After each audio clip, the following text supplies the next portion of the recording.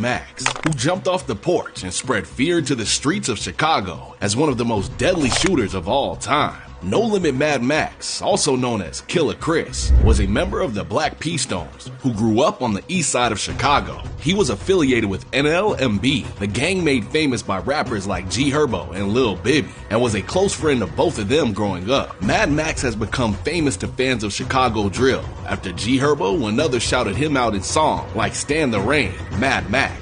NLMB is made up of members of a bunch of different gangs who went renegade and formed their own set. So, even though they're one of the most dominant crews on the east side of Chicago, they also have plenty of enemies. One of their main beefs was with a group of gangster disciples called Kill to Survive, or KTS. Wait, don't scroll.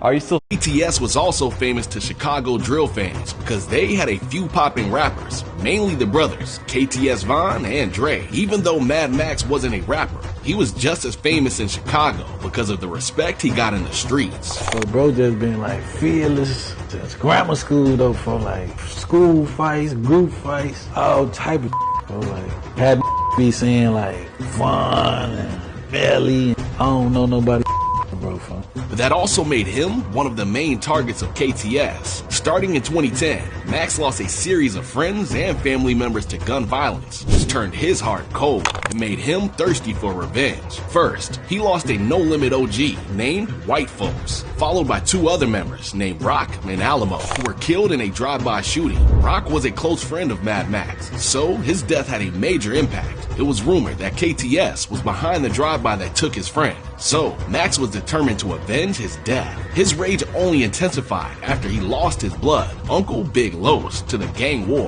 So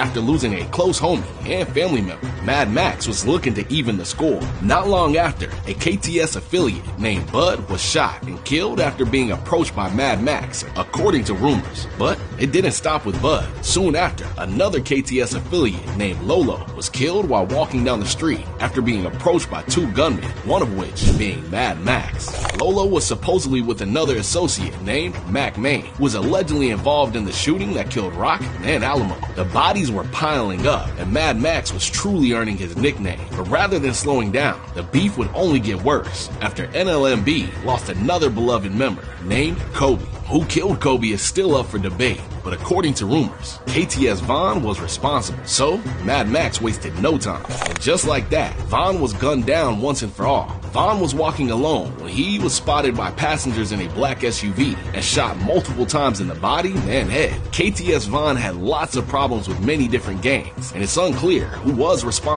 How much are you paying for internet at home? $80 a month? Does that for his murder, but many people believe it was Mad Max finally getting revenge for the death of Kobe. The story of Mad Max would come to a tragic end in 2018 when he was spotted by an op while moving into a new apartment. He tried to escape, but couldn't get away and was shot twice in the courtyard. He was brought to the hospital in critical condition, but survived for another month, but he later succumbed to his injuries and passed away on September 3rd. Police later arrested a KTS affiliate named Herbo for the murder after he was identified as a witness, but there have been long rumors that Max provided police with a deathbed confession that pointed them in his direction. This rumor seemed to be confirmed after a videotape showing Max speaking to police from his hospital bed surfaced on social media. You understand who I am and what I do? Yes, ma'am. And did I then ask you if you would agree to speak to me regarding the aggravated battery when you were shot? Yes, ma'am. Although a lot of his story is based on gossip and accusations, Mad Max remains one of the most controversial and talked about figures in the history of Chicago drill.